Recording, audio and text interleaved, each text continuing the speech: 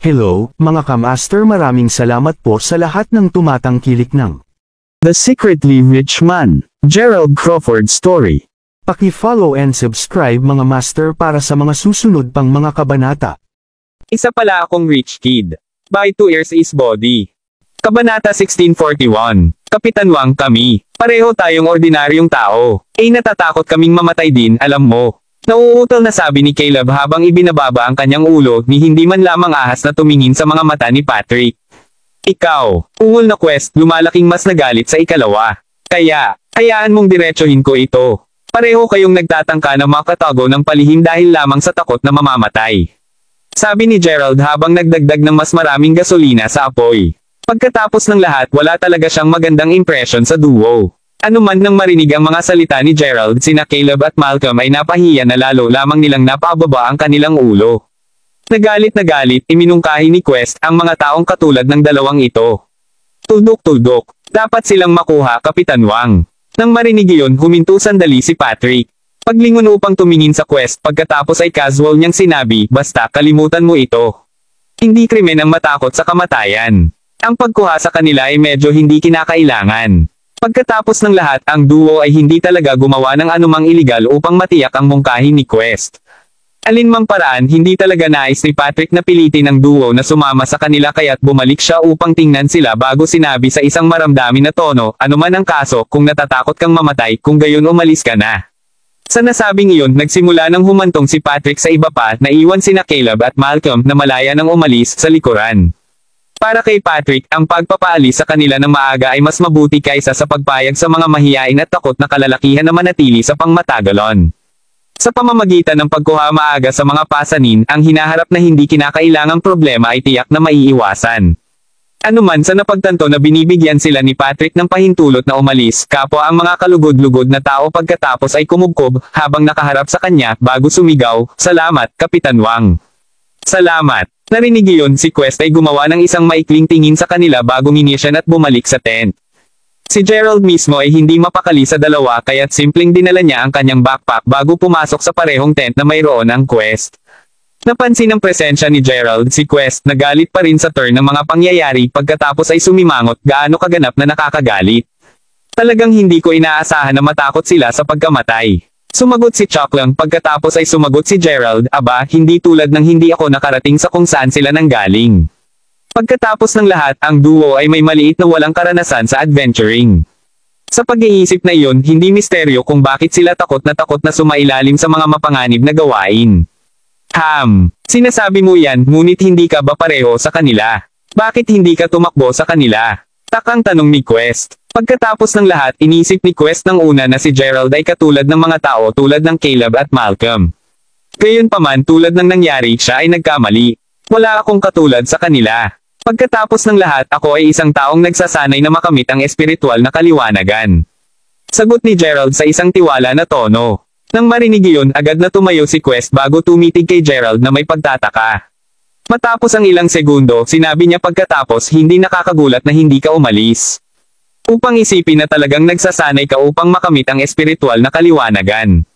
Sa totoo lang, anuman alamin na dahil mayroon akong isang mabuting kaibigan sa koponan ng pakikipagsapalaran, pupunta ako roon upang isave siya kahit na ang mga gastos. Kahit na ipagsapalaran ko ang aking buhay. Paliwanag ni Gerald habang tinitignan niya ang Quest. Narinig iyon, tumango si Quest sa kasiyahan bago inunat ang kamay kay Gerald. Kabanata 1642. Humihingi ako ng paumanhin para sa dati kong masamang ugali. Sa nasabing iyon, inaasahan kong makikipagtulungan tayo sa buong misyon sa pagliligtas na ito. Sabi ni Quest. Hindi dapat mag-abala sa mga maliliit na bagay, nagsimulang maramdaman ni Gerald na ang Quest ay talagang isang mabuting tao. Ano pa, ang Quest ay isang profesional na adventurer na may malaking tapang at isang adventurous na diwa. Sa pag-iisip na iyon, natagpuan ni Gerald ang kanyang sarili na nakangiti nang ibinalik niya ang pagkakamay ni Quest habang sinasabi, gayon din. Anuman, payagan akong formal na magpakilala. Gerald Crawford. Questlin. Sagot ni Quest na may sariling ngiti. Kasunod nito, kapwa sila nagsimulang mag-chat ng masayang-masaya hanggang sa kalaunan ay inaanod sila para matulog bandang 3:00 ng umaga. Tuldok-tuldok. Pagsapit ng 7 kinaumagahan, lahat ng 15 miyembro ng pangkat ng pagsadyap ay nagtipon na at handa ng umalis para sa banal na bundok. Bilang tagapanguna ng pangkat, ang Quest ang una sa linya na sinundan ni Gerald, Patrick, pagkatapos ay ang iba pang mga miyembro ng koponan. Sa kasamaang palad, ang panahon ay medyo maganda kaya't ang paglalakbay ng pangkat ng pagsadyop sa bundok ay nagpatuloy ng maayos. Kahit na mas mataas ang pinuntahan nila, mas lumamig ito. Bukod doon, unti-unting tumiindi rin ang presyon ng hangin. Nararamdaman ito, mabilis na tinitiyak ni Patrick at ng iba pa na maglagay ng mga oxygen mask. Naturally, nagalok din si Patrick ng isa kay Gerald. Bilang tugon, gayunpaman, simpleng sinabi ni Gerald, "Mabuti, Kapitan Wang. Hindi ko kailangan ng isa." Ang ganoong presyon ng hangin ay wala kay Gerald at maliwanag na wala din ito sa Quest dahil tumanggi siyang magsuot din ng oxygen mask. Ang Quest, para sa isa, ay isang bihasang adventurer at nasanay na siya sa pagharap sa mga panggigipit na tulad nito.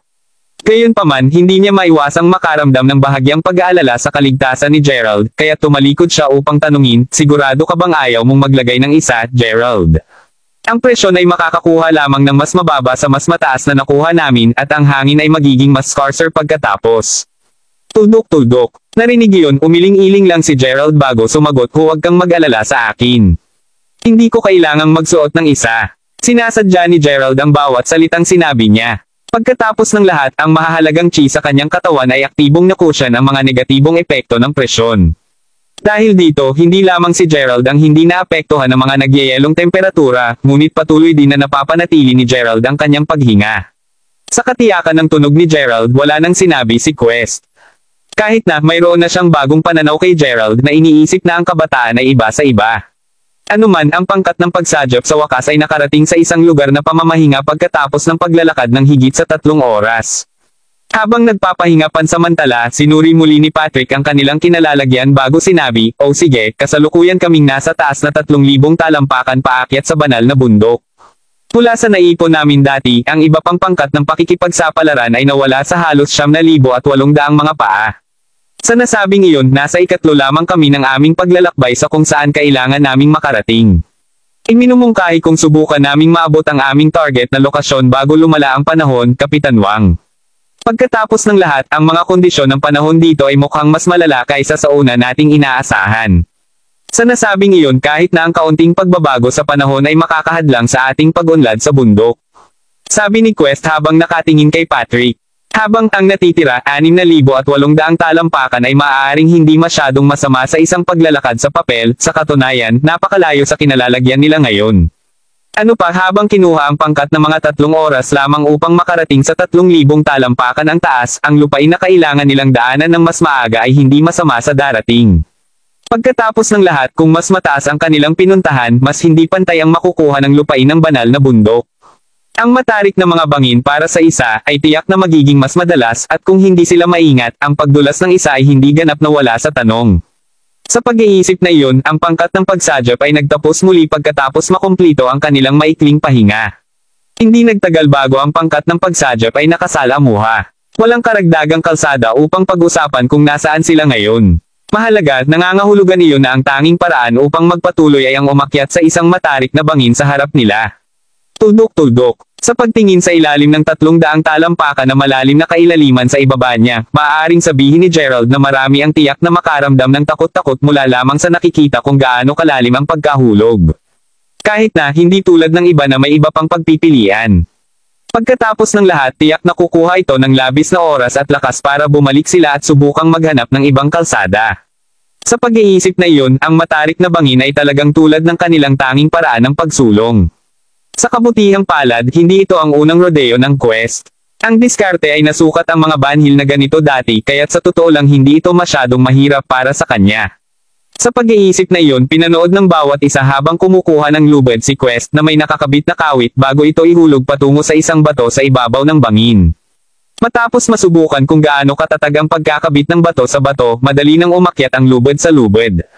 Kabanata 1643. Naturally, ang pag-scale ng bangin ay hindi rin issue para kay Gerald. Matapos umatras ng ilang hakbang, sumugod si Gerald bago gumawa ng isang higanteng paglukso. Makalipas ang ilang segundo, napunta ang kabataan sa tabi mismo ng Quest.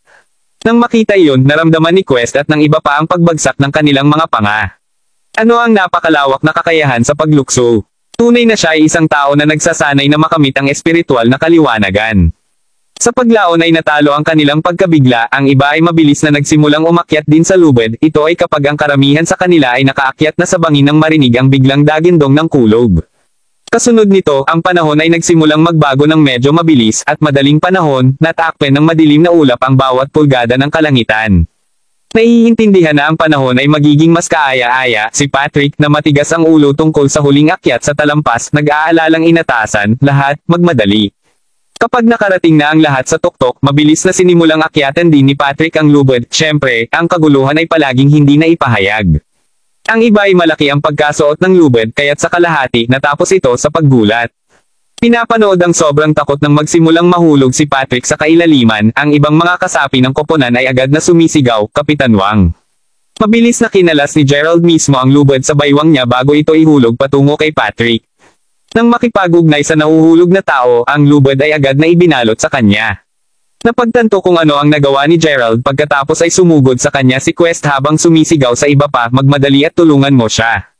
Narinig iyon, ang natitirang mga miyembro ng koponan ay mabilis na kumalas mula rito at sinimulang paghawak din ng lubid.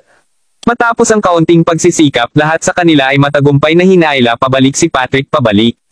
Tuldok-tuldok. Salamat sa mabilis na pag-iisip at aksyon ni Gerald, naiwasan ni Patrick ang isang tunay na kakilakilabot na kapalaran. Bagaman ligtas na siya ngayon, si Patrick na basang-basa ng malamig na pawis ay natagpuan pa rin ang kanyang sarili na bahagyang nanginginig. Pagkatapos ng lahat, naisip niya na ang lahat ay tapos na para sa kanya, ilang segundo lang ang nakakaraan. Kumihingal habang naglalakad papunta sa isang bato, pagkatapos ay umupo si Patrick dito upang dahan-daang mabawi ang kanyang cool.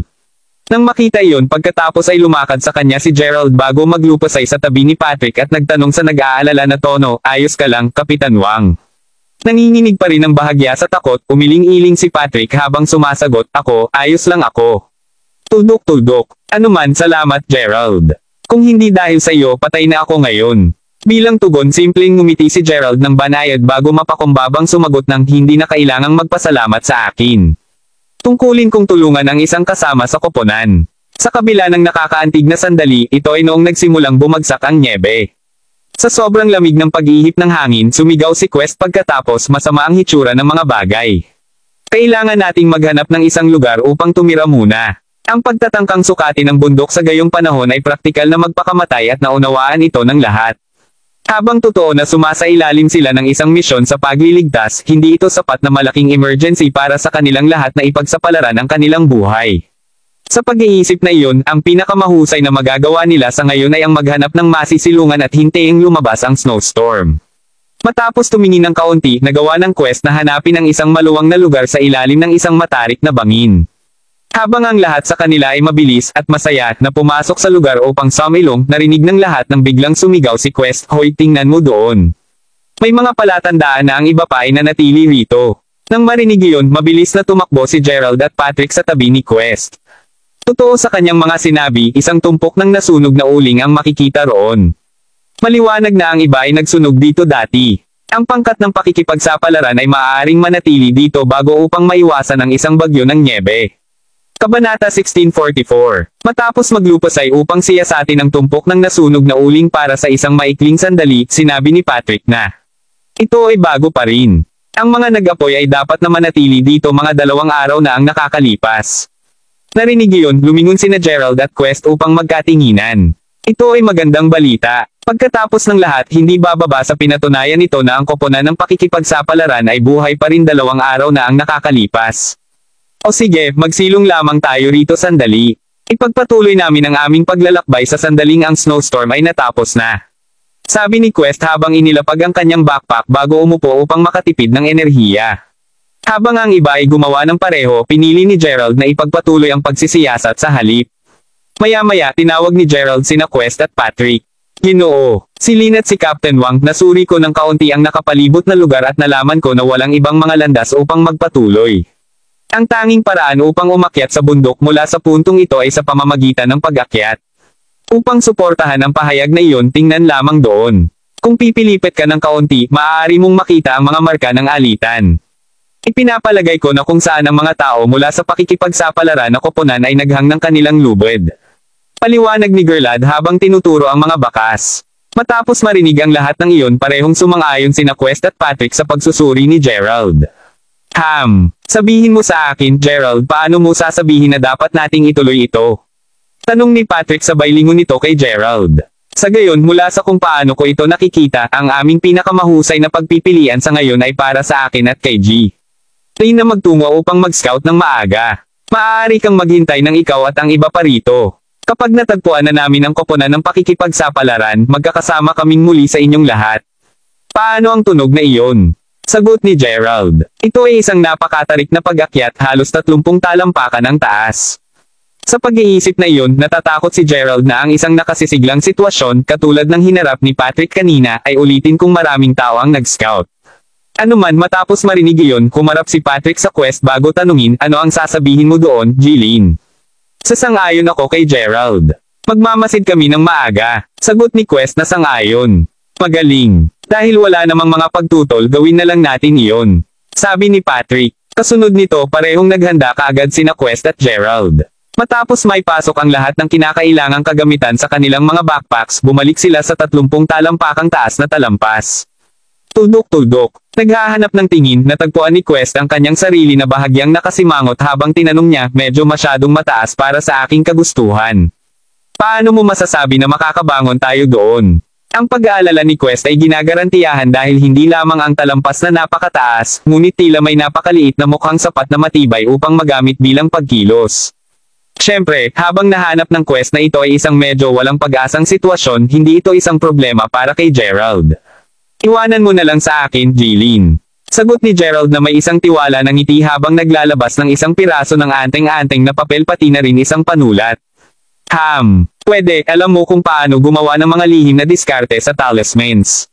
Tinanong si Patrick na sumunod sa kanila roon kasama ang natitirang koponan upang makita silang wala sa isang nagulat na tono. Bilang isang tao mula sa J-letter, tiyak na alam ni Patrick ang tungkol sa mga anteng-anteng, at kahit na hindi tumugon si Gerald, nakuha ni Patrick ang kanyang sagot nang magsimulang gumuhit ang kabataan sa papel ng anteng-anteng. Makalipas ang ilang segundo, hinagis ni Gerald ang kanyang kumpletong anteng-anteng sa hangin, at tulad nito, ang anteng-anteng na ginawa ng isang gininto ang hagdan mula sa manipis na hangin. Pagkatapos mo, Jeline. Sabi ni Gerald habang nakatingin sa gulat na Quest. Nang marinig ang kanyang pangalan, mabilis na kumalas si Quest mula sa kanyang pagkabigla at nagsimulang umakyat sa gininto ang hagdan. Si Patrick naman ay nakanganga pa rin ang panga. Hindi niya inaasahan na si Gerald ay talagang maging isang talisman master na alam kung paano gumawa ng kanyang sariling lihim na diskarte sa talismans. Napahanga ito ni Patrick kay Gerald. Ano pa, ipinaliwanag nito kung bakit kumpiyansa si Gerald na sagipin ang mga taong iyon. Sa pag-iisip tungkol dito, ang pagkakaroon ni Gerald ay tiyak na isang karangalan sa pangkat ng pagsadya. Kung hindi siya nagpasya na sumama, tiyak na nahaharap sila sa mas maraming problema at posibleng maging mga fatalities. Kabanata 1645. Matapos magpaalam kay Patrick at sa iba pa, sinimulan ni Gerald at Quest na sukatin ang natitirang banal na bundok. Kahit na nag-snow pa rin sa sobrang lakas na may paminsan-minsang pagyayelo ng hangin, naghanap sina Gerald at Quest ng isang bangin upang tumuloy sa ilalim. Sa madaling salita, nagkaroon sila ng kaunting pakikipag-ugnay sa aktwal na snowstorm. Sa kanilang paglalakad, nahanap ni Quest ang kanyang sarili na nagtanong, ano ang sasabihin mo sa mga posibilidad ng kaligtasan ng pakikipagsapalaran na koponan, Gerald?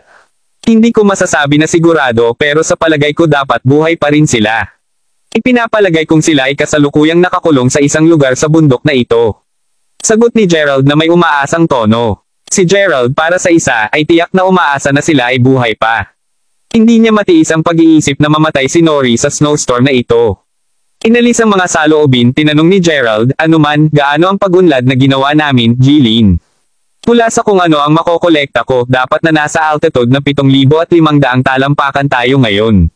Kung iyon ang kaso, kung gayon dapat tayo ay 2,000 talampakan mula sa kung saan nawala ang pangkat ng pakikipagsapalaran.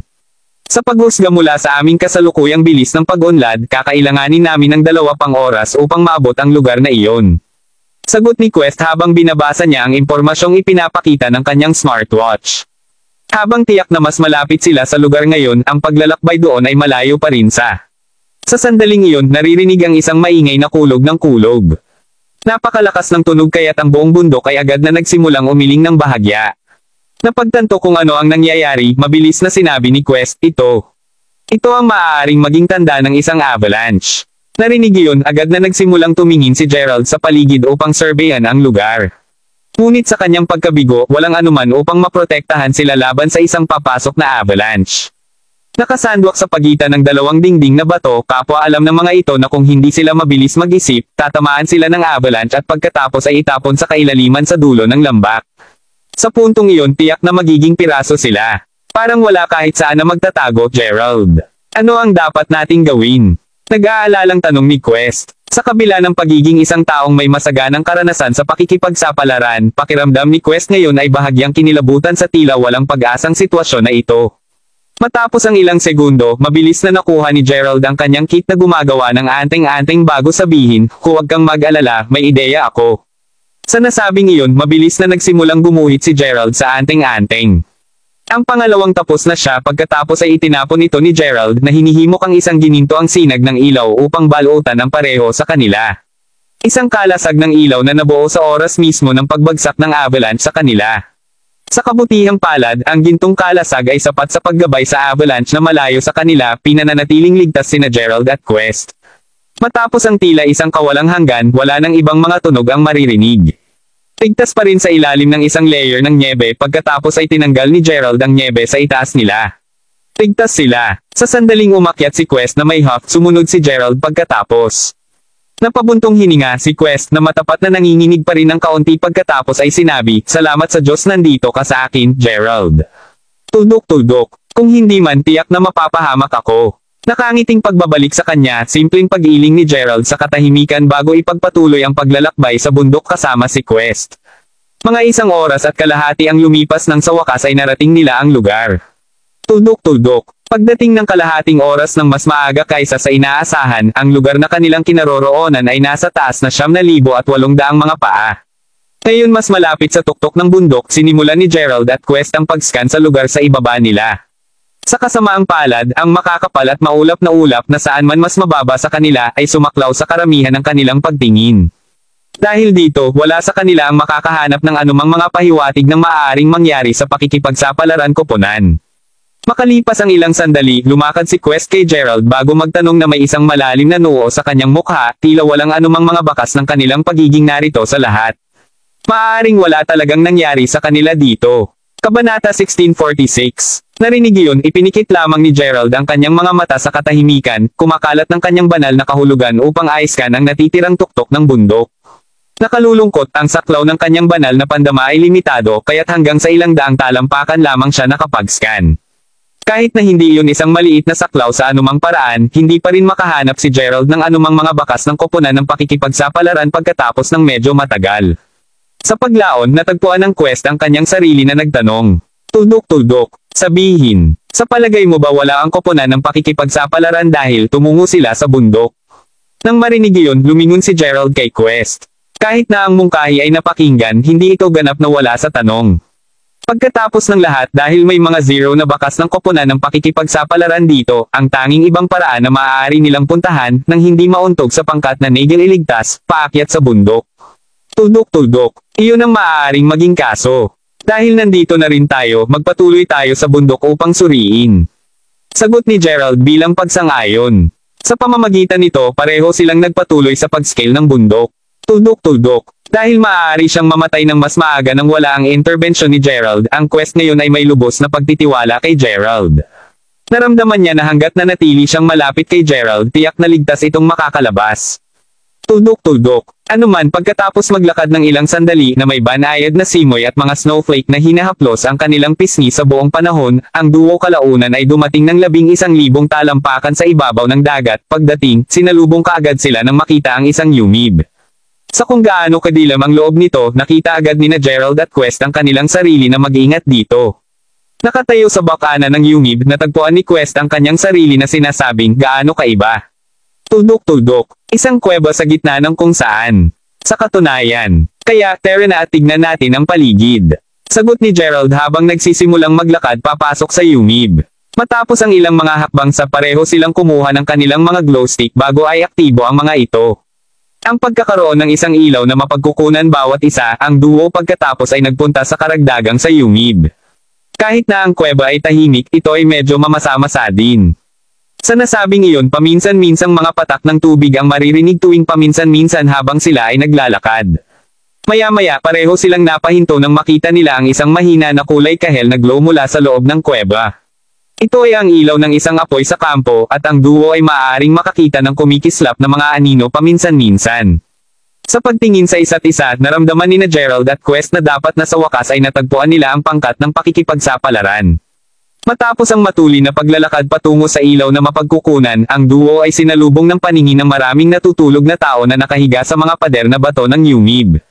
Tulad ng naisip nila, sa wakas ay natagpuan nila ang koponan ng pakikipagsapalaran. Mas sigurado ito kay Gerald nang matapos mag-scan sa mga tao, nakita niya na kasama nila si Nori. Nori! Sigaw ni Gerald. Narinig ang biglaang sigaw na iyon, lahat ay gising na gising at kasama rito si Nori. Nang mapagtanto kung sino ang tumawag sa kanya, agad na napunit si Nori habang sumisigaw, Gerald. Mabilis na tumakbo ang batang babae bago niya maakap ng mahigpit kay Gerald, tumagal ito sa kanya upang huminahon, ngunit nang magawa niya ito, nagulat siyang tiningnan siya ni Nori nang tanungin niya, ngunit, ano ang ginagawa mo rito, Gerald? Napagtanto na hindi niya inaasahan na siya ay lumapit pagkatapos ay ipinaliwanag ni Gerald, kaya, pagkatapos malaman na may nangyari sa iyo at sa iyong koponan ng pakikipagsapalaran, lumapit ako sa isang pangkat ng pagsadyap na tinalakay sa paghahanap ng iyong pangkat. Panipi tuldok. Ibig bang sabihin sumama ka lamang upang iligtas ako? Tanong ni Nori habang nakatitig siya ng diretso sa mga mata ni Gerald. Bilang tugon, simpleng nagsiwalat si Gerald ng isang banayad ng ngiti at tumango, hindi nakakakita ng anumang kadahilanan upang tanggihan ito. Kabanata 1647. Nang marinig iyon, agad na labis na natuwa si Nori. Kung sa bagay, ang katotohanan si Gerald ay napunta sa lahat dito upang may save lamang siya ay nangangahulugan na nagmamalasakit pa rin siya sa kanya. Gayunpaman, tunay na hindi niya inaasahan na pupunta siya rito ng una dahil sigurado si Nori na hindi niya kailanman nabanggit ang kanyang paglalakbay sa banal na bundok sa kanya. Sa pag-iisip na iyon, pagkatapos ay nagtataka na nagtanong si Nori. Tuldok. Nagsasalita ng tungkol saan, paano mo na lamang nandito ako? Sa gayon, nalaman ko nang magtungo ako sa iyong manor at sinabi sa akin ng iyong ama tungkol dito, sagot ni Gerald. Kita ko. Ngunit humawak ka, hindi ba ang katotohanan na nagpunta ka rito ay nangangahulugang nag-uulo ang iyong pagsasanay sa paggawa ng anteng-anteng kay Master Hunt? Tanong ni Nori sa isang medyo nag-aalalang tono. Kung tutuusin, hindi madali para kay Gerald na tanggapin na maging alagad niya sa una. Sa pag-iisip na iyon, inaasahan talaga ni Nori na hindi siya ang magiging dahilan kung bakit nawala ang tsansa ni Gerald na ipagpatuloy ang pagiging alagad ni Master Hunt. Nagulat siya, gayunpaman, simpleng tumawa si Gerald bago marahang tapikin ang ulo ni Nori. Ipinahayag ang kanyang badge ng first rank na Talisman Master na nakalagay sa loob ng kanyang jacket, sinabi ni Gerald na, huwag kang mag-alala, naging master na ako. Narito ang katibayan. Isang first rank na Talisman Master badge. Halos kalahating buwan na ito. Iba ka talaga, Gerald. Bulalas ni Nori sa kanyang hindi makapaniwalang lumiwanag ang mga mata. Sa pag-iisip na nakamit niya ang ranggo na iyon ng napakabilis. Tuldok. Ipinakita lamang nito kung gaano niya kakayanin at makapangyarihan siya talaga. Gaano kahanga-hanga. Sa pagsasalita nito, narinig ko mula sa iyong ama na lumapit ka upang maghanap para sa ilang sinaunang halaman. Ang 1,000 taong gulang na Panax Ginseng kung naaalala ko ng tama, tanong ni Gerald habang nakatingin kay Nori ng may isang nakatingin na tingin. Nodding bilang tugon, sinabi ni Nori pagkatapos, iyon ang isa. Ito ay isang sinaunang halaman na lumalaki lamang bawat ilang libong taon. Bukod sa na, maaari lamang itong makita sa bundok na ito. Sa pag-iisip na iyon, sinundan ko ang iba pa rito matapos marinig na ito ay tungkol sa oras na ito ay lumago muli. Sa kasamaang palad, nakilala namin ang isang avalanche bago namin ito matagpuan. Ito ay halos tulad ng kung tayo ay nakalaan upang hindi kailanman mahanap ito. Pinapanood habang nagbubuntong hininga si Nori sa pagbibitiw sa tungkulin, pagkatapos ay nag-iisip sandali si Gerald bago sumagot, mas mahalaga ang iyong buhay. Gayunpaman, mayroon ka bang ideya kung ano ang hitsura ng halamang ginseng? Ngunit syempre ginagawa ko. Sagot ni Nori habang nangangis na siya ng litrato mula sa kanyang backpack bago ipakita ito kay Gerald. Sa pagtingin dito, sinalubong si Gerald nang makita ang isang puti at malinis na bulaklak na may mga talulot na katulad ng mga kristal na yelo. Ang paningin lamang dito ay sapat na upang iparamdam sa sinuman na ito ay isang bagay na napakahalaga. Hindi nakakagulat na si Nori at ang iba pa ay masigasig na hanapin ito. Ano ang ginagawa ng halaman? Tinanong ni Gerald, pakiramdam na ang isang bihirang at napakahalagang hitsura ng halaman ay dapat magkaroon ng mahusay na praktikal na paggamit. Sa gayon sinabi na ang 1,000 taong gulang na Panax ginseng ay maaaring magamit upang makagawa ng isang uri ng pellet na kilala bilang nakapagpapasiglang pellet. Ang pellet mismo ay sinasabing may kakayahang buhayin ang mga patay. Pulong ni Nori. Talaga? Tanong ni Gerald na bahagyang hindi makapaniwala. Kahit na siya ay isang tao na nagsasanay pa rin upang makamit ang espiritual na kaliwanagan, naintindihan ni Gerald na marami pa rin ang hindi niya alam tungkol sa misteryosong mundong ito. Tuldok-tuldok. Kahit na, isang pellet na may kakayahang ibalik ang mga patay. Iyon ay isang maliit na masyadong far-fetched kahit na para sa kanya. Pagkatapos ng lahat kahit na ang mga taong kasing lakas niya ay hindi nagawang buhayin ang mga patay. Nakayakap sinabi ni Nori na mahigpit na bulong-bulungan lamang ito. Kahit na hindi siya sigurado kung gaano kay-toto ang claim na iyon.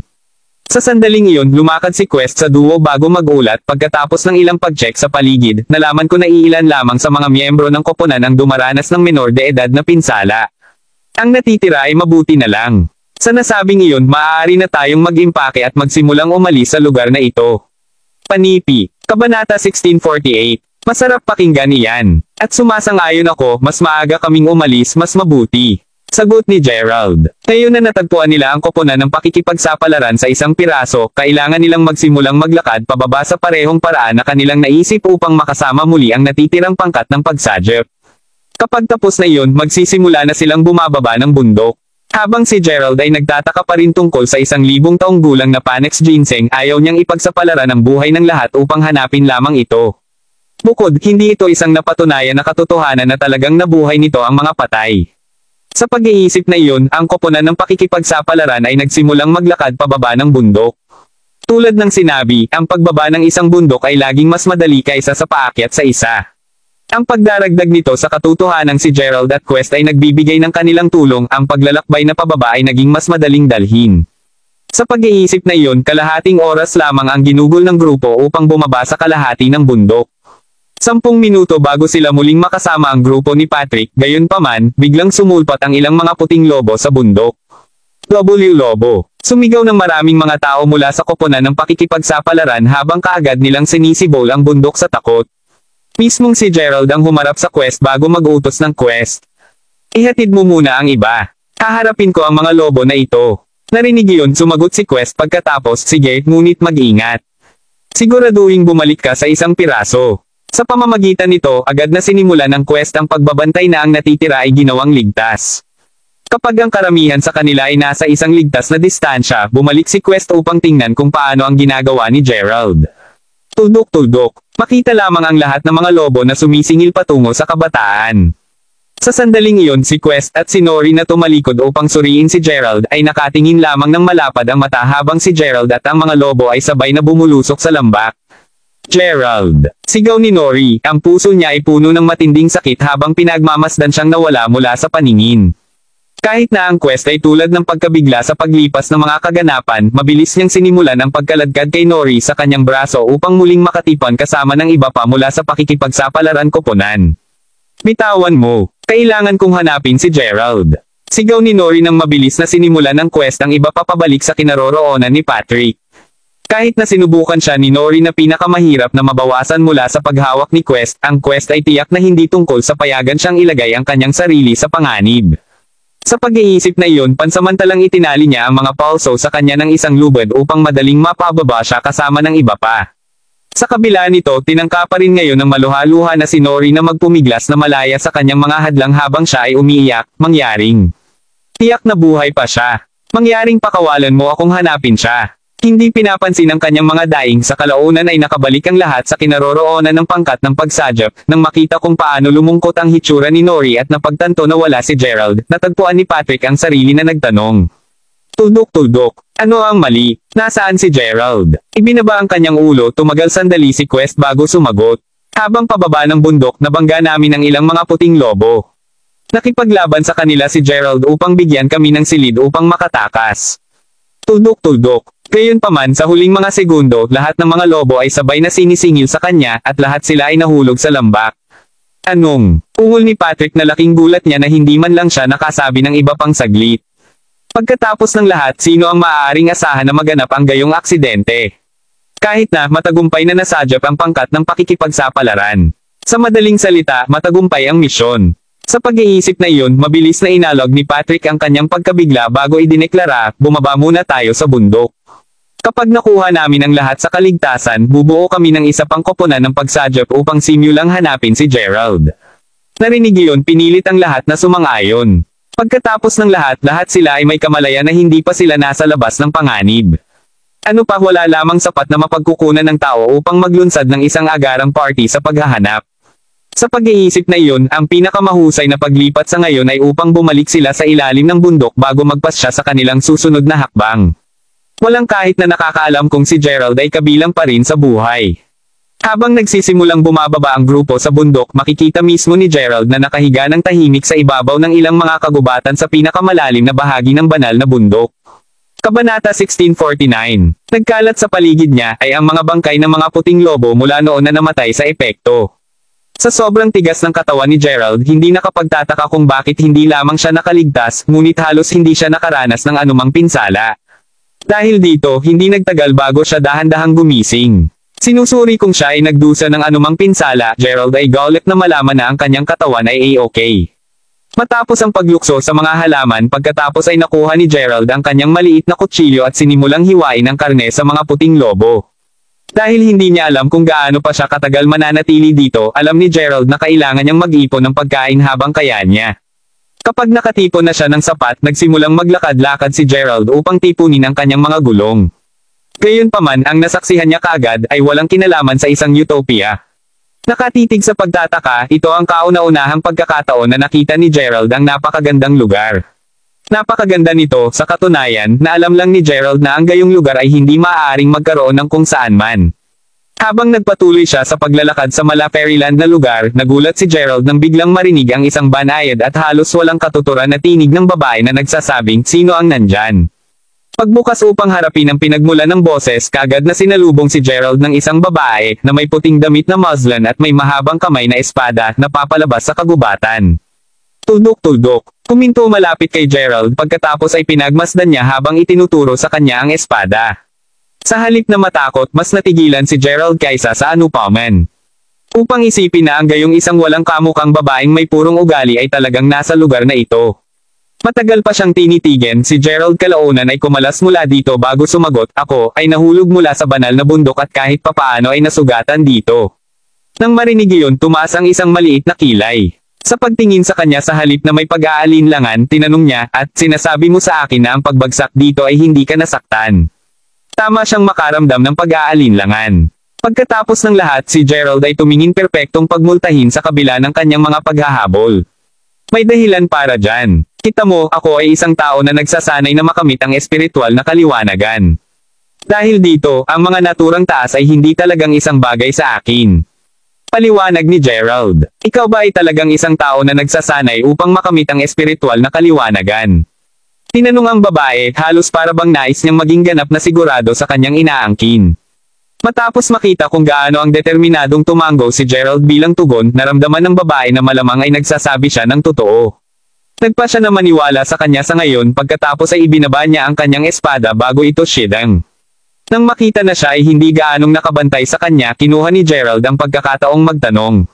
"Tuldok-tuldok, kung maaari, makilala ko kung sino ka. Gayon din, bakit ka narito? At ano pa ang lugar na ito?" "Panipi-panipi, tuldok-tuldok-tuldok. Ang pangalan ko ay June Lovelybite at ako ang tagapag-alaga ng Magic Land, ang lugar na kasalukuyan kang naroroon." Sagot ni June sa casual na tono. "Panipi, tuldok-tuldok-tuldok. Humihingi ako ng patawad, Magic Land." Ungol ni Gerald, ramdam na gulong-gulat. Upang isipin na ang gayong lugar ay umiiral sa loob ng Jailetra. Tumitaw na si Jailetra ay mayroon pa ring maraming mga lihim na hindi pa matutuklasan.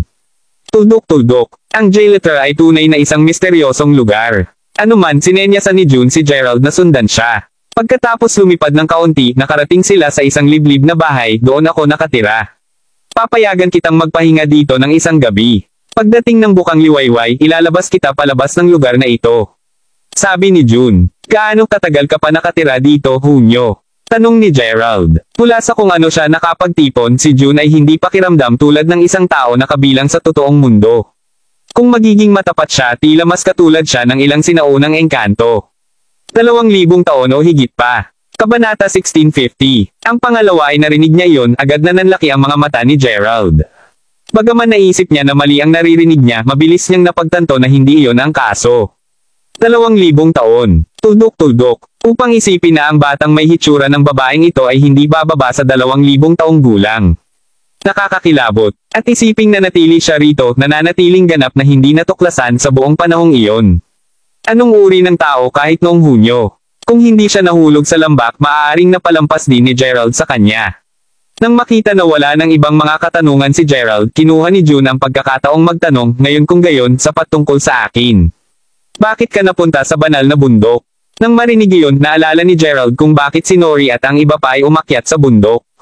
Sa pag-iisip na iyon, sumagot si Gerald pagkatapos, nagpunta ako dito upang maghanap ng isang sinaunang halaman na kilala bilang 1,000 taong gulang na Panax ginseng.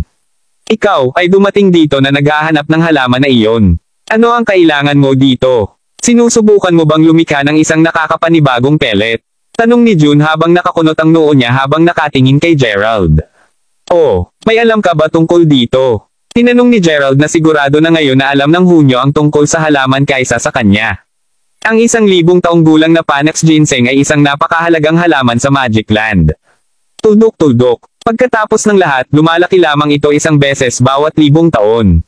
Sa pag-iisip na iyon, kasalukuyan itong tungkol sa oras na lumaki ulit. Sagot ni June. Narinig iyon, nakita ni Gerald na halos hindi maiisip. Upang isipin na ang halamang gamot na hinahanap ng Nori ay nasa Magic Land lahat. Hindi nakakagulat na hindi nila ito matagpuan sa banal na bundok. Katotohanang sinabi, ang sinabi ko ay bahagyang totoo lamang. Kita mo, nagpunta ako dito sa isang misyon ng pagsadyap upang mai-save ang isang kaibigan na natagpuan ang kanyang sarili sa panganib habang hinahanap ang halaman na iyon. Hindi ko talaga alam ang tungkol sa halaman na iyon at nagkataong napunta ako sa kung saan ako nagkataon. Sinabi ni Gerald na ayaw na ipagpatuloy ni June ang hindi pagkakaunawaan ng kanyang dahilan para dito. Habang masasabi ni Gerald na si June ay nakapasok lamang sa first soul rank sa Sage Realm na nangangahulugang walang paraan na magagawa niya itong talunin, si Gerald ay hindi isang masamang tao. Sa pag-iisip na iyon, walang paraan na atakin niya si June sa halaman na iyon. Ano man ang kaso, matapos marinig ang sasabihin ni Gerald, binigyan siya ni June ng mahabang titig bago tumalikod habang sinasabi. Tuldok-tuldok, sumama ka sa akin. Sa paggawa ng itinagubilan niya, pareho silang dumating sa isang malaking hardin at sa loob nito, maraming mga bulaklak na may mga talulot na katulad ng mga kristal na yelo ang makikita. Nanlaki ang kanyang mga mata, napagtanto ni Gerald na ang hardin ay puno ng 1,000 taong gulang na mga Panax ginseng. Iyon ang mga halamang hahanapin mo. Idineklarang Hunyo habang nagpatuloy si Gerald sa pagtitig sa mga magagandang bulaklak na kamukha ng ipinakita sa kanya ni Nori sa kanyang larawan. Makalipas ang ilang sandali, lumingon si Gerald kay June bago magtanong, maaari mo bang sabihin sa akin kung ano ang partikular na ginagamit para sa... Bakit ito napakahalaga? Natatawa bilang tugon pagkatapos ay nagsiwalat si Hunyo ng isang mahinang ngiti bago ipaliwanag, tulad ng sinabi ko dati, ginagamit ito upang gumawa ng mga nakakapanibagong pellet at maaari silang magamit upang buhayin ang mga patay. Sa nasabing iyon, sasabihin mo sa akin kung ang mga ito ay mahalaga o hindi. Narinig iyon, napagtanto ngayon ni Gerald na ang mga alingaw-ngaw na narinig ni Nori ay hindi pinalaki. Sa pamamagitan ng pagdadalisay ng 1,000 taong gulang ng mga Panax ginsengs, ang mga nakakapinsalang pellet ay tunay na magagawa.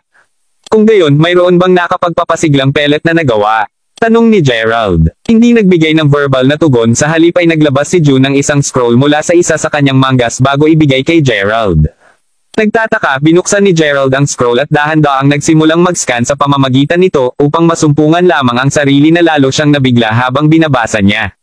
Ang scroll ay naitala bawat solong oras na nakapagbibigay buhay ng mga pellet ay nilikha pati na rin kung saan ito ginawa, sa kabila ng pagkakaroon lamang ng 3 mga pellet na nagawa, sa tuwing ang isang tao ay nadala, ang mga pangunahing kalamidad ay palaging nalalapit. Sa pag-iisip na iyon, ang mga nakakapanibagong pellet ay tiyak na ikinakategorya bilang hindi magandang bagay. Kabanata 1651. Kaya't kung bakit ang mga halaman ay inilihim ng mabuti mula sa ibang bahagi ng mundo. Si June ay narito pa rin upang patuloy na magbantay sa libu-libong taong Panax ginsengs. Walang sino man ang dapat na makuha ang kanilang mga kamay sa mga halaman. Tuldok-tuldok. Kung hindi man, ang sakuna ay siguradong susundan. Sigurado akong naiintindihan mo yun, di ba? Sabi ni June habang nakatitig kay Gerald. Ngayon na nauunawaan ang mga kahihinatnan na maaaring mangyari, tumanggo lamang si Gerald habang sumagot, naiintindihan ko. Huwag mag-alala, hindi ako kukuha ng anuman sa kanila. Natutuwa akong marinig iyan. Anuman, bibigyan kita ng isang bagay upang maipahayag ang aking pasasalamat. Sinabi ni Hunyo habang kaaya-aya niyang kinawayan ang kanyang kamay, na pinasisimulan ang isang maliit, kubiko na kahon ng kayamanan na magkatulad sa loob ng kanyang palad. Tuldok-tuldok. Matapos matanggap ang kahon ng kayamanan mula Hunyo, nagtaka ang mausisa na si Gerald kung ano ang ibinigay sa kanya. Maingat na binubuksan ang kahon na bukas, sinalubong si Gerald nang makita ang isang solong maliliit na pellet sa loob. Tuldok-tuldok. Tumingin sa Hunyo, sinabi ni Gerald na, ito. Iyon ay isang nakasisiglang pellet at ito lamang ang palagi kong itinatago sa akin. Nararamdaman ko kung gaano kakalakas kaya iiwan ko sa iyo ang pil na ito. Maaari itong maging kapaki-pakinabang sa iyo. Sagot ni June. Si Gerald ay matapat na nagalit sa paglipas ng mga pangyayaring ito. Pagkatapos ng lahat, handa talaga si June na bigyan siya ng isang napakahalagang bagay. Ito ang nag-iisang umiiral na nakakapanibagong pellet alang-alang sa langit. Ako, pinahahalagahan ko na binibigyan mo ako ng isang napakahalagang regalo.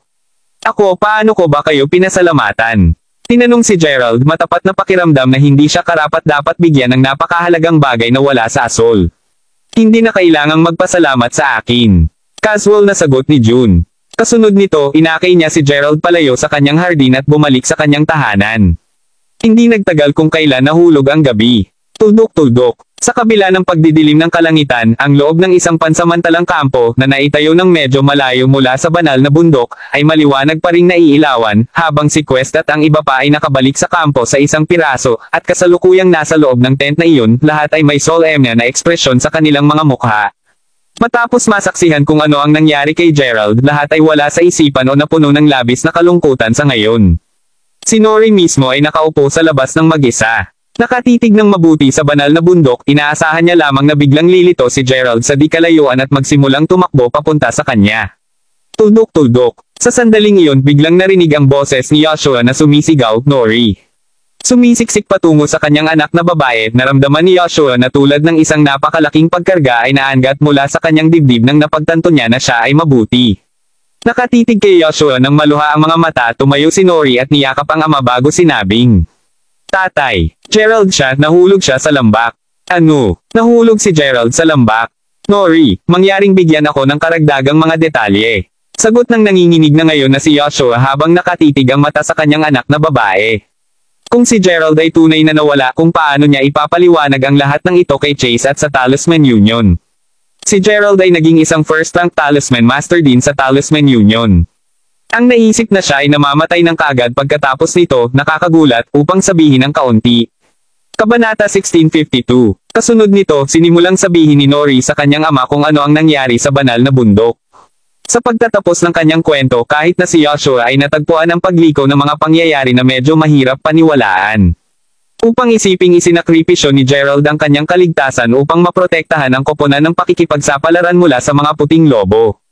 Ano ang tunay na bayani? Tinapik ang likod ng kanyang anak na babae, pagkatapos ay inalo ni Joshua, huwag kang mag-alala, Nori. Siguradong babalik ito ng ligtas kay Gerald. Nodong bilang tugon, inaasahan ni Nori ng buong puso na makakagawa rin si Gerald ng isang ligtas na pagbabalik, samantala sa Magic Land, si Gerald mismo ay kumakain habang nakikipag-chat kay June, na lubos na hindi moari ang nangyayari sa labas ng mundo. Hindi man alam kung gaano kabalisa si Nori at ang iba pa na naghihintay sa kanyang pagbabalik, humigop ng tsaa si Gerald bago tumingin kay June at nagtanong, alin dito? Binabantayan mo ba ang lugar na ito sa buong oras na ito? Maaaring hindi mo pa iniiwan ang lugar na ito bago. Umiling siya bilang tugon, sinabi ni Hunyo, gusto kong lumabas, sa totoo lang. Sa kasamaang palad, hindi ko magawa ito. Anong ibig mong sabihin? Tawagin itong hadlang ng mga uri. Isang hadlang na ginawa para sa akin lamang. Dahil nabigyan ako ng responsibilidad na bantayan ang Magic Land, hindi ko kaya na dumaan sa hadlang na iyon. Gayunpaman, hindi mag-alala, kahit sino sa akin ay maaari pa ring lampasan ito, sagot ni June habang siya ay bumaantong hininga. Nakatira ng mag-isa dito ng napakatagal nang wala kahit konting contact sa labas ng mundo. Masakit siguro, habang hindi matukoy ni Gerald kung gaano kasakit ang naranasan ni June nang sabihin niya iyon, masasabi niya na gusto talaga niyang umalis sa lugar na ito. Tuldok-tuldok. Gayunpaman, personal na umaasa si Gerald na hindi papasok si June sa labas ng mundo. Pagkatapos ng lahat, ang mga bagay doon ay mas mapanganib at masama kumpara sa mga kondisyon sa loob ng Magic Land.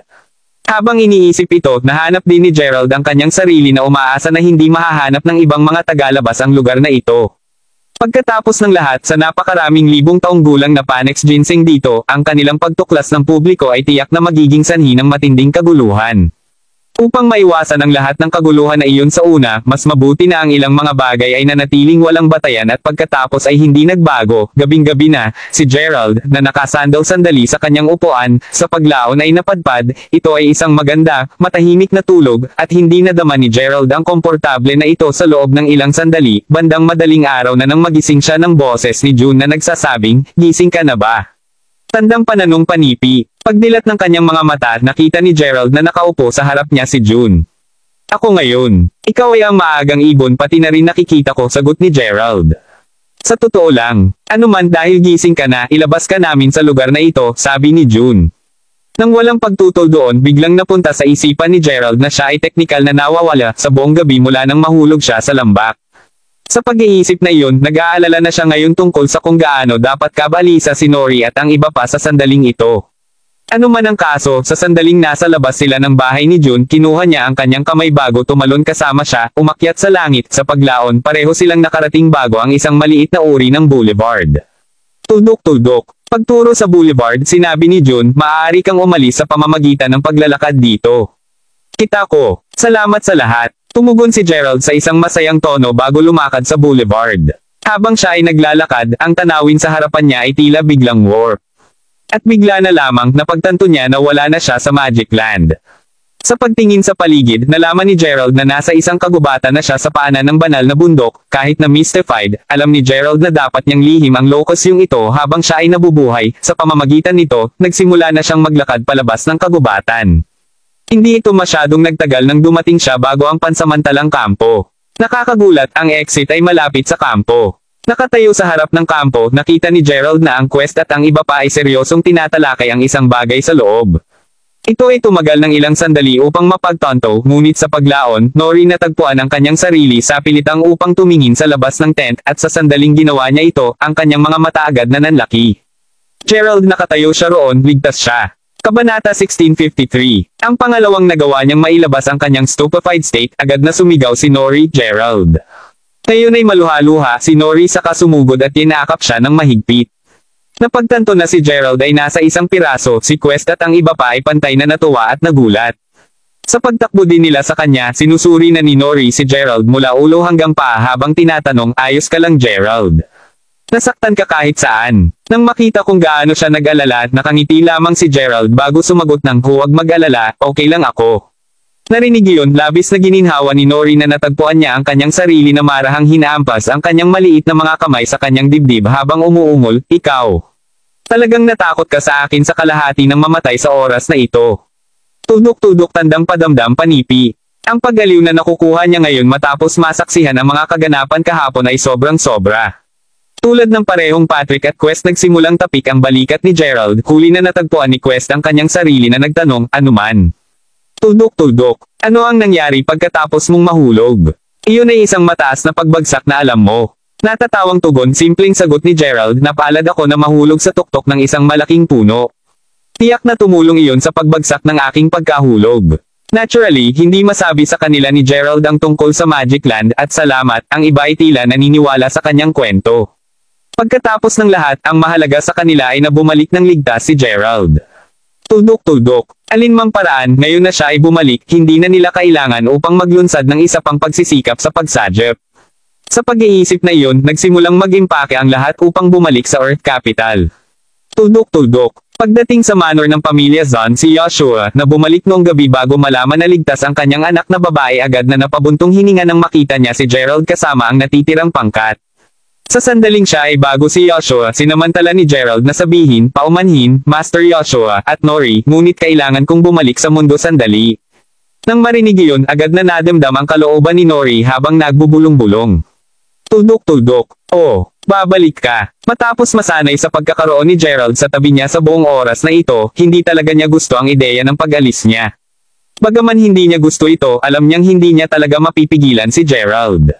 "Ano man ang kaso," tinanong ni Joshua, "nakikita ko. Kailan ka babalik dito?" "Marahil para sa isang mahabang panahon.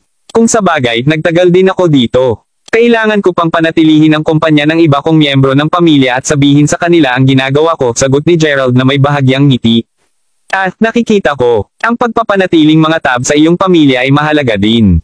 Pagaling. Ano man alamin na tuwing babalik ka sa Jailetra, ito ang iyong tahanan.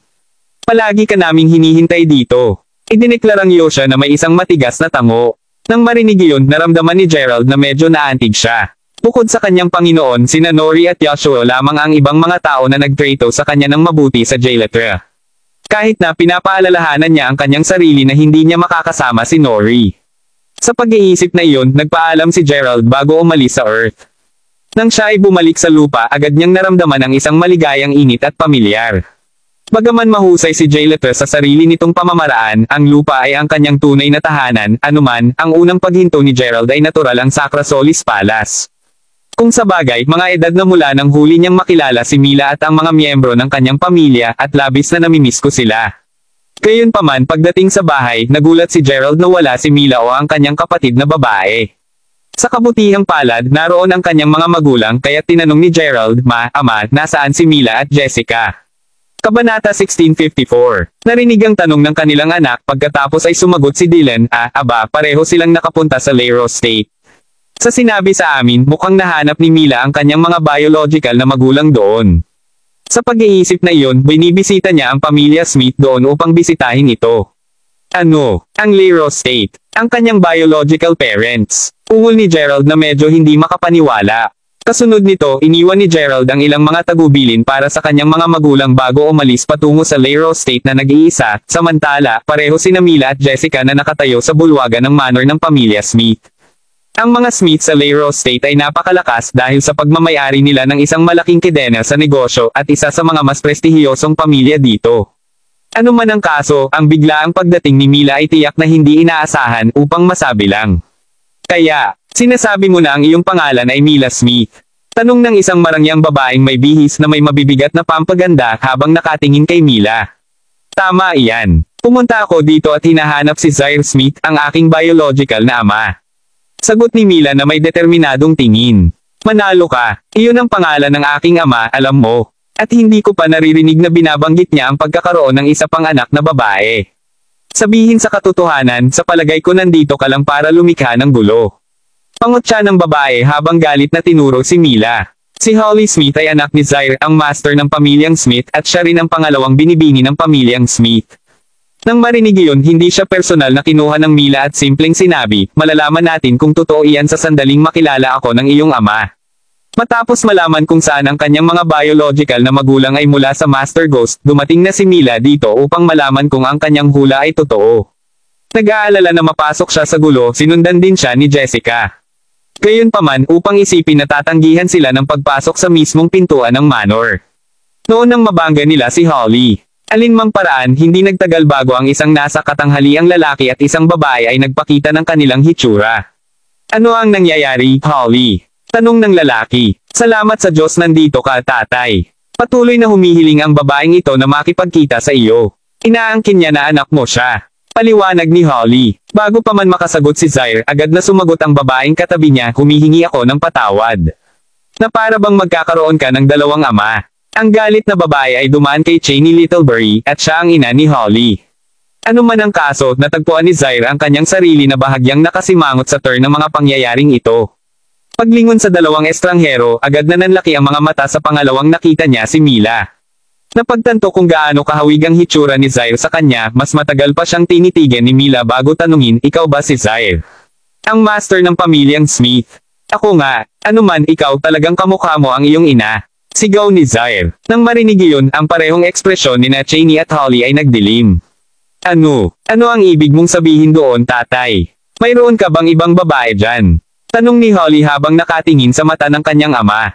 Si Cheney mismo ay nakahawak na sa braso ni Zaire habang galit na idinagdag, iyon ang nais kong malaman din.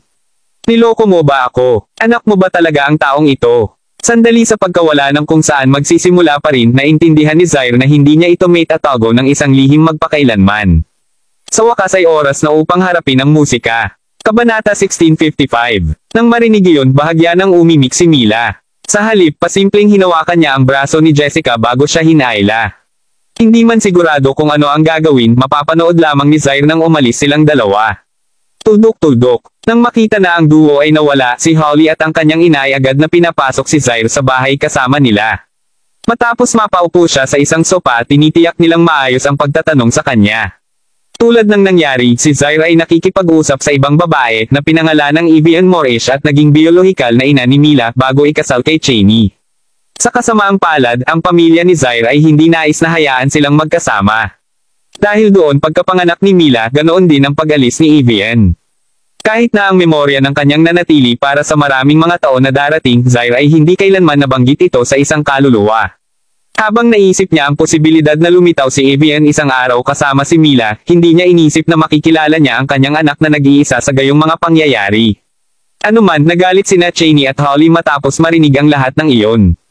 Ang totoo, ang parehong ina at anak na babae ay ipinapalagay na ipinakita ni Mila ang kanyang sarili, pagkatapos ng lahat ng oras na ito, na may hungering agawin ang mga pag-aari ng mga Smith. Sa kabila ng kanilang pag-aalala, gayunpaman, ang pag-iisip ay hindi kailanman sumagi sa isip ni Mila. Anuman, bumalik sina Mila at Jessica sa kanilang hotel, nag-iisa sa tabi ng bintana, natagpuan ni Mila ang sarili na lumuluha hindi pa nagtagal. Upang isipin na ang kanyang biolohikal na ama ay isang taong tuldok-tuldok. Nang makita iyon, dahan-dahang lumakad si Jessica sa tagiliran ni Mila upang aliwin ang kawawang batang babae. Ang mga nasabing insidente ay tiyak na mahirap tanggapin lamang. Dahan-dahang tinapik ang likod niya, sinabi ni Jessica, "Huwag ka nang malungkot, Mila, tandaan, mayroon ka pa rin sa amin ni Gerald. Pamilya mo kami ngayon." Narinig iyon, agad na niyakap ni Mila ng mahigpit si Jessica bago umiyak ng iyak. Kahit sino ay makaramdam ng kawawa sa pandinig ng kanyang matinding sumigaw. Samantala, pabalik sa manor ng pamilyang Smith, makikita sina Holly at Cheney na tinatalakay ang isang bagay. Tuldok-tuldok. Siguradong may dahilan kung bakit nagpapakita siya ngayon, Holly.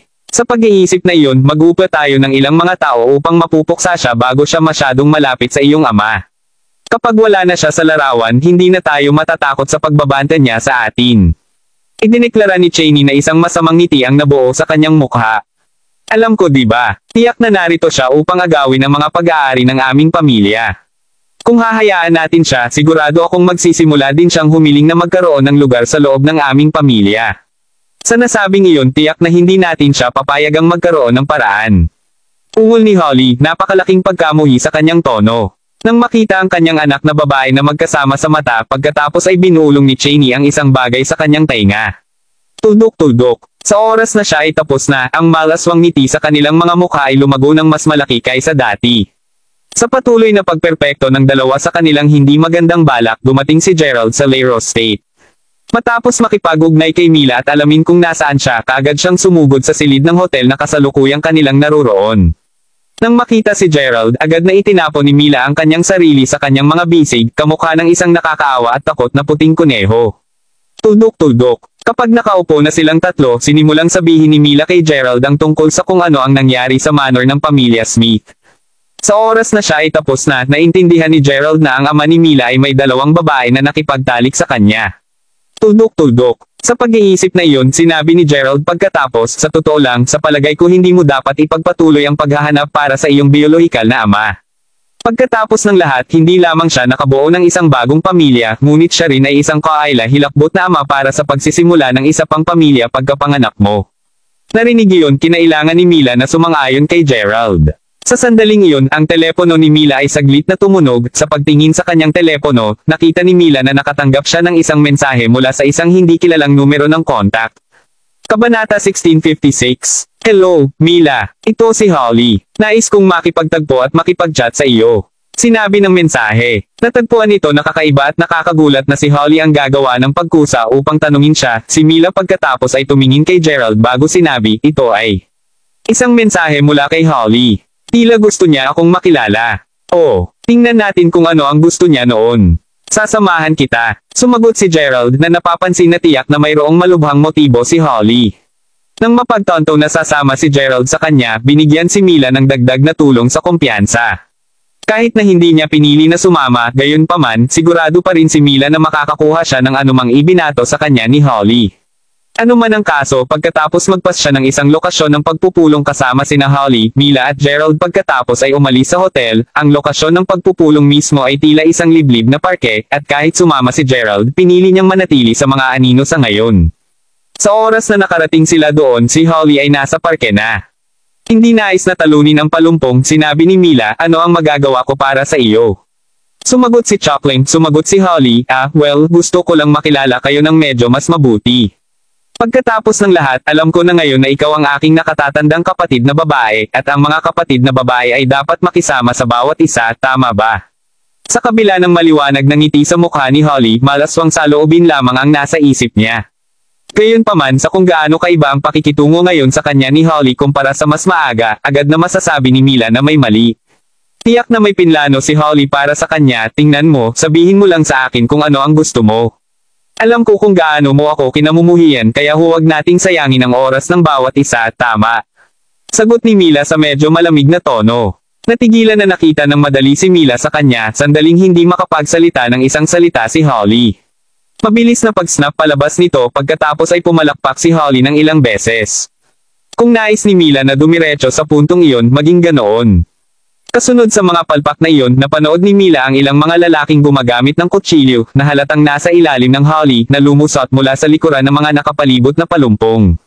Kung nawala si Mila sa mundo, kung gayon hindi siya makakalaban para sa isang lugar sa loob ng pamilyang Smith sa una. Nanggagalang bilang tugon, idinagdag pa ni Mila sa isang nakakainis na tono, sa hitsura nito, ipinapalagay ko na naisip mo na ipinakita ko ang aking sarili upang makakuha ng katayuan sa iyong pamilya, tama?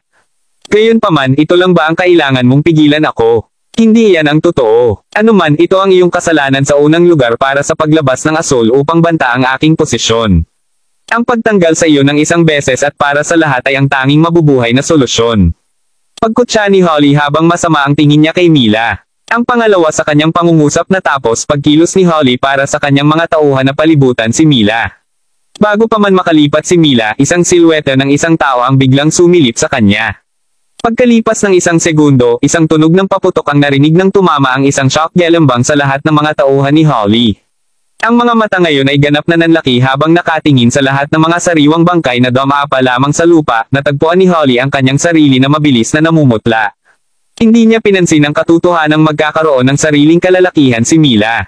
Isang nakamamatay na kasalanan. Kabanata 1657. Sa mga taong wala sa larawan pagkatapos ay lumingon si Gerald upang tumingin sa natulantang si Holly na labis na kinilabutan na hindi niya makita ang lakas upang ilipat.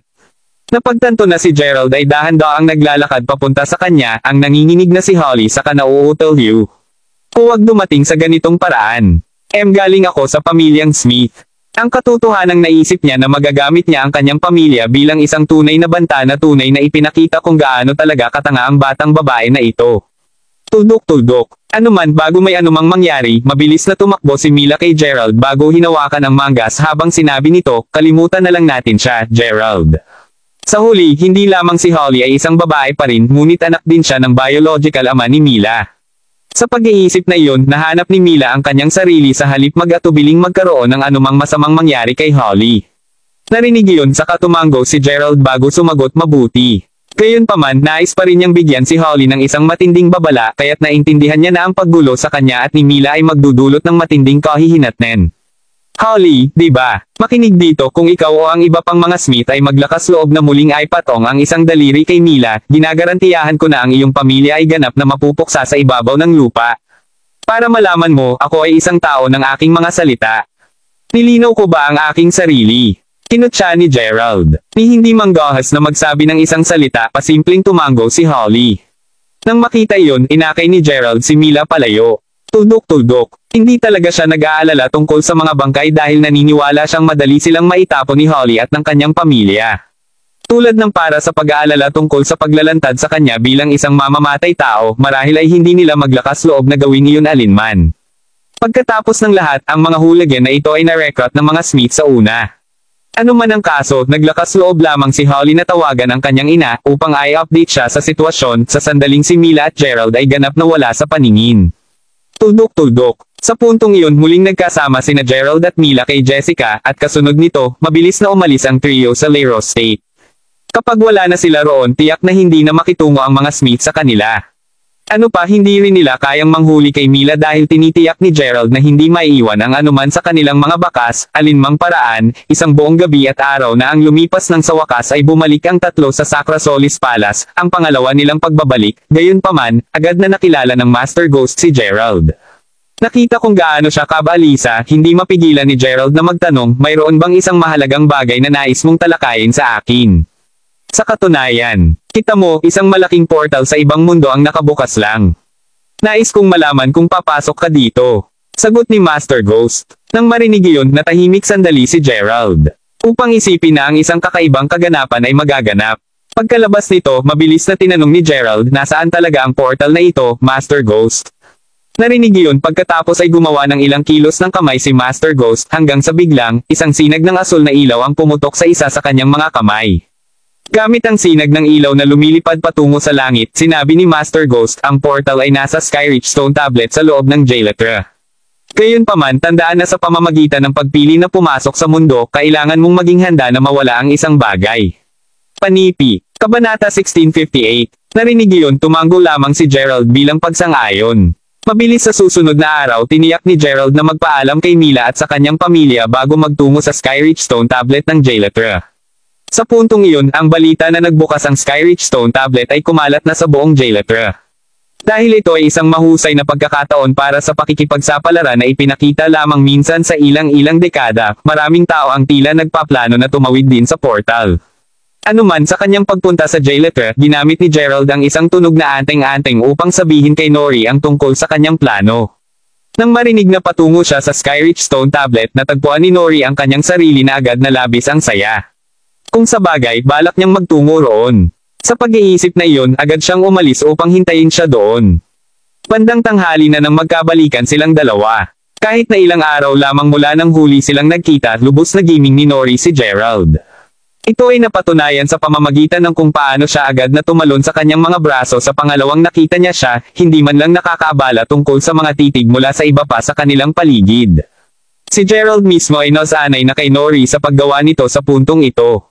Walang simpleng paraan upang pigilan ang batang babae mula sa paggawa nito.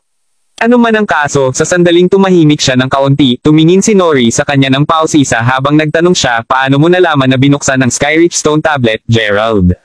Ang kanyang pag-uusisa ay ginagarantiyahan dahil ang mga tao sa mundo ay hindi dapat malaman ang kaganapang ito. Ang magagawa lamang na sagot ay kung ibang tao mula sa Jailetra ang nagsabi sa kanya tungkol dito. Tuldok-tuldok. Gayunpaman si Gerald ay maaaring maituring bilang isang lokal sa Jailetra sa puntong ito. Pagkatapos ng lahat, pinagkadalubhasaan pa niya ang sining ng paggawa ng mga lihim na diskarte sa talismans. Alinmang paraan, pagkatapos ng chuckling bilang tugon, simpleng ngumiti ng mahina si Gerald bago sumagot, sabihin na natin na may nag-abiso sa akin tungkol dito. Sa sandaling iyon, maririnig ang isang halos ethereal hum habang ang Skyreach Stone Tablet ay nagsimulang umiling, naghahanda upang buksan. Tuldok-tuldok. Makalipas ang ilang sandali, isang umiikot na halo ang lumitaw sa itaas nito. Dahan-dahan, lumaki at lumaki ang halo, at sa isang pagkakataon, ang ilaw na inilabas nito ay naging napakaliwanag na halos mabulag ito. Tuldok-tuldok. Sa oras na muling buksan ng kanilang mga mata, huminto na ang halo at isang malaking portal ang lumitaw sa harap nila. Mukhang humahantong sa isang uri ng daanan, lahat ay nanood ng ilang kakaibang bihis na mga tao na lumabas mula sa portal. Tuldok-tuldok. Ang mga taong ito ay hindi mula sa lupa o Jailetra. Sa halip, nagmula sila sa ibang mundo na kilala bilang Laycomb Continent, ang portal na lumitaw lamang isang beses bawat ilang mga dekada nagsilbi upang i-connecta ang Laycomb Continent sa Jailetra, at sa sandaling lumitaw ito, mananatili itong bukas para sa isang buong taon. Sa buong taon na iyon, ang mga tao ay malayang lumipat sa pagitan ng dalawang mundo, kahit nakakaiba, ang mga mula sa Jailetra lamang ang papasok sa Laycomb Continent at hindi na baluktot. Ito ay palaging ang kaso sa tuwing bubuksan ang portal. Tuldok-tuldok-tuldok. Ano man ang kaso, sa pagkakita ng maraming mga tao na natipon doon, ang isa sa mga tao mula sa Laycomb Continent pagkatapos ay idineklara, mga kababaihan at ginoo, ang pangalan ko ay Millandnot, at ako ang tagapag-alaga ng kontinente ng Laycomb. Habang minamarkahan ngayon ang araw na ang Laycomb Continent ay konektado muli kay Jailetra, mayroong ilang mga kapansin-pansin na pagbabago sa oras na ito. Para sa isa, hindi lahat ay pinapayagan na pumasok sa Laycomb Continent sa taong ito. Tulad ng sinasabi ng bagong panuntunan, kailangan mo munang pumasa sa isang pagsubok upang maging kwalipikado para sa pagpasok. Nang marinig iyon, sinimulang agad ng lahat ang pagtalakay sa bagong patakaran. Hindi ba ang Laycomb Continent ay medyo masyadong mahigpit sa oras na ito? Pagkatapos ng lahat ay maaaring pumasok at umalis ayon sa gusto nila bago ito. Bakit biglang naitaguyod ang panuntunang iyon? Alinmang paraan pagkatapos sabihin iyon, winagiwi ni Milland ang kanyang malaki, kanang kamay, na sinenyasan ng isa pang portal na lumitaw sa tabi ng isang nilabasan niya. Ang portal na ito ay humahantong sa isang lugar na tinatawag na hamon ng Fairyland, at lahat kayo ay pinapayagan lamang na pumasok sa anyo ng iyong banal na pandama. Sa pagpasok, hindi mo maiiwan ang lugar na iyon hanggang sa ang iyong banal na pandama ay natalo o namamahala ka upang makatipan ng 5 banal na bato. Pinag-uusapan kung saan tanging ang mga nakapagtipon ng 5 banal na bato ang magiging kwalipikadong pumasok sa kontinente ng Laycomb. Ang mga bato mismo ay maaaring makuha sa pamamagitan ng pagkatalo sa ibang banal na pandama ng iba pang mga kalahok. Sa nasabing iyon, sa pagpasok, bibigyan kayo ng kalahating oras upang ihanda ang inyong sarili. Pagkatapos ng tagal ng panahon na iyon, ang portal ay isasara at ang hamon ay opisyal na magsisimulang. Paliwanag ni Milland. Ang pangalawa ng kanyang paliwanag ay natapos, ang karamihan ng tao agad na nahulog sa isang kaguluhan. Dahil ang lahat ay sabik na pumasok sa Laycomb Continent, bahagya silang nagbigay ng pangalawang pag-iisip habang nagsimula silang maging kanilang mga banal na porma ng pandama bago sumugod sa hamon ng Fairyland Portal. Kabanata 1659. Bilasan na rin natin, Gerald. Ang mga magagandang spot ay maaaring makuha ng iba kung hindi kami nakapagpatuloy. Bulalas ni Nori. Nodding bilang kasunduan, pareho silang nagbago sa kanilang mga banal na porma ng kahulugan bago dumaan sa portal din. Pagpasok kaagad silang sinalubong ng paningin ng isang siksik na kagubatan na nakadarama ng napakasariwang at komportable na nagbigay ng impresyon na talagang nakapasok na sila sa isang engkanto. Kahit na alam ni na Gerald at Nori na ito ay talagang isang pahiwatig na ilusyon lamang.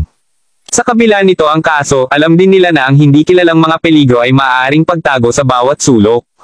Habang hindi nila alam kung gaano talaga kalaki ang ilusyon na puwang na ito, mayroon silang kutob na ang kagubatan na kasalukuyan nilang nandito ay hindi lamang ang lupain dito.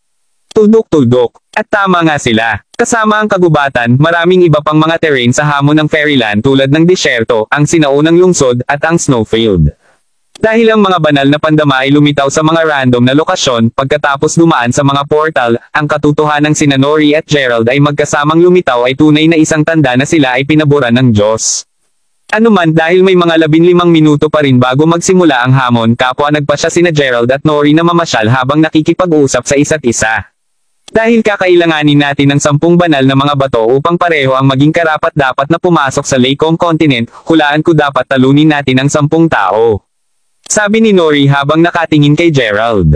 Nodding bilang sagot, pagkatapos ay sumagot si Gerald, iyon ang ideya. Gayunpaman, nakita ko ang panuntunang ito na medyo nakakagulat. Kung iisipin na ang pagpasok sa Laycomb Continent ay kontrolado ng napakahigpit. Ito ang totoo sa kauna-unahang pagkakataon na nangyari ito. Bago ito, halos ang sinuman ay pinayagan na malayang dumaan sa pagitan ng Laycomb Continent at Jayletra. Paliwanag ni Nori habang umiling. Kaya anuman ang kaso, naniniwala ako na bukod sa amin, maraming iba pa ang dapat na nagsimulang bumuo ng kanilang mga grupo, kahit na ang mas malakas.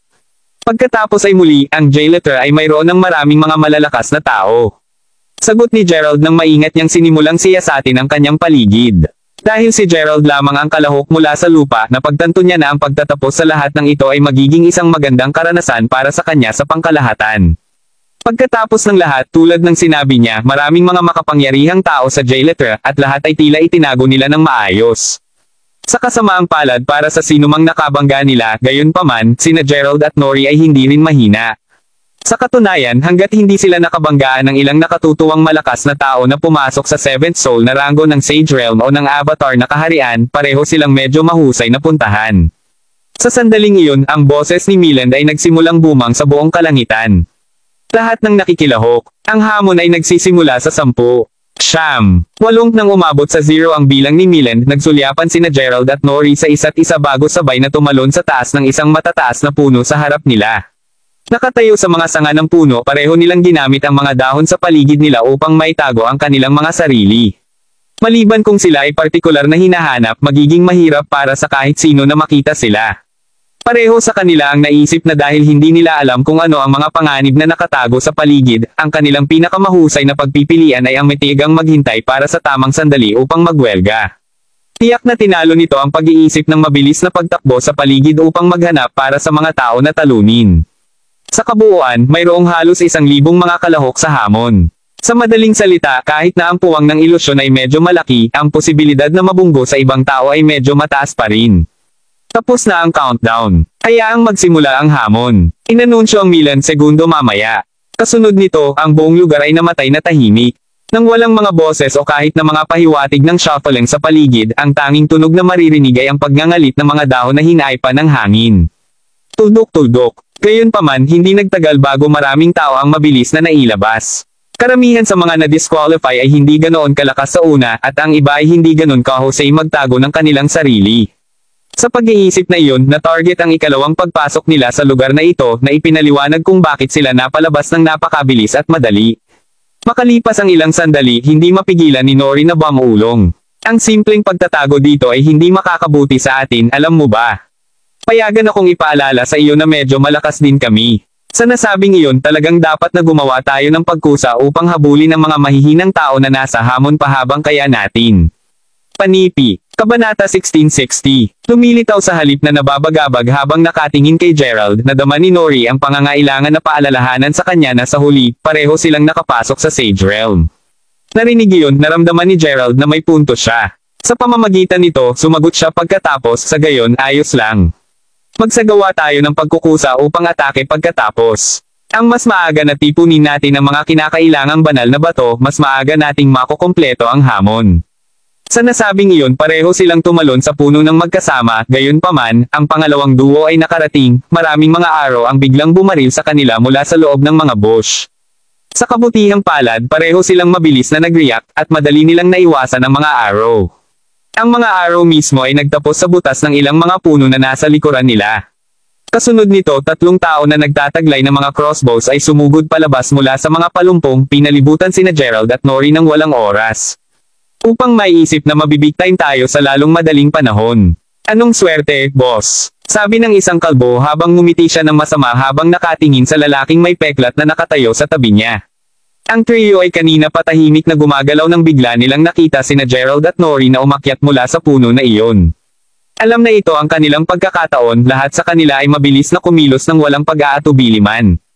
Swerte mong sabihin. Sa huli, 2 pa rin sa kanila. Paano namin ibabahagi ang mga banal na bato sa ating sarili? Sagot ng lalaking may peklat na may kasamang ngisi habang inilalantad ang sarili nitong mabangis na ngiti. Alam ko, di ba? Pareho sa atin ang hindi magkakaroon ng problemang iyon, gayunpaman. Pagkatapos ng lahat, sa oras na tapos na kami sa iyo, magkakaroon kami ng 3 banal na bato na ibabahagi sa pagitan namin. Sagot ni Gerald habang ngumiti siya ng nakakaloko. Bago ang isa sa mga kalalakihan ay maaaring tumugon, isang aura blade ang biglang nagpakita, at tulad nito, lahat silang 3 ay inilabas sa isang solong pag-swipe. Ang pangalawa ng kanilang mga bangkay ay nahulog sa lupa, ang kanilang mga katawan ay agad na nabago sa 3 magkakahiwalay na mga banal na bato. Kinuha ang mga ito, itinago ni Gerald ang isa para sa sarili bago ibigay ang 2 pa kay Nori habang sinasabi, narito, kunin mo ang mga ito. Para sa iyo ang mga ito. Sandali na nagulat ng gulat si Nori na hindi inaasahan na bibigyan ng 2 banal na bato tulad nito, na kalaunan ay kumalas mula rito bago mabilis na sumagot, ikaw ang nag-api sa kanila, Gerald. Sa pag-iisip na iyon, dapat ikaw ang mag-iingat sa kanilang 3. Totoo sa kanyang mga salita, wala talagang nagawa si Nori, at iyon ang humantong sa kanya na maniwala na hindi siya karapat-dapat sa mga bato. Ito ang mga nasamsam ni Gerald. Gayunman, simpleng sinabi ni Gerald na, mabuti na, makukuha ko pa mamaya. Kunin mo na lang sila. Nang makita na hindi siya kukuha ng hindi para sa isang sagot, walang pagpipilian si Nori kundi tanggapin ang 2 banal na bato. Habang hindi niya ito malinaw na ipinakita, si Nori ay labis na naantig sa kanyang pagkabukas. Mismong si Gerald mismo ay hindi masyadong pinag-isipan. Pagkatapos ng lahat, ang trio mula sa mas maaga ay halos nakaupo lamang ng mga pato na naghihintay na mailabas ng alinman sa kanya o kay Nori. Mayroong kasabihan na nagsasabing hindi tumatanggap ng inaalok na mga bagay ay nakakahiya, at dahil ang 3 lalaking iyon ay ginagawang madali ang pagpili, si Gerald ay tiyak na naging tanga na hindi ilalabas ang mga ito habang kaya niya. Anuman, Nori at Gerald pagkatapos ay nagpatuloy sa pagsulong upang maghanap para sa kanilang susunod na biktima. Kakatwa sapat kahit na pagkatapos ng paglalakad sa paligid ng isang buong oras, wala sa kanila ang nabunggo sa isang solong tao. Ito ay kakaiba upang sabihin ang kaunti at ang posibilidad ng lahat ng iba pa na natalo ay hindi masyadong tunog ngayon. Kahit na ang hamon ay nagsimula lamang, ano pa, mayroong hindi bababa sa 1,000 mga kalahok. Ang hamon ay hindi maaaring matapos sa lalong madaling panahon, tama. Ilang sandali pa, ang duo ay nakatagpo ng isang ilog. Noon lamang nang napagpasyahan nilang magpahinga mula sa kanilang pamamaril. Maraming salamat mga ka-master sa walang sawang pagsusubaybay, isang like, share, and subscribe naman dyan mga ka-master. Abangan ang susunod pang mga kabanata.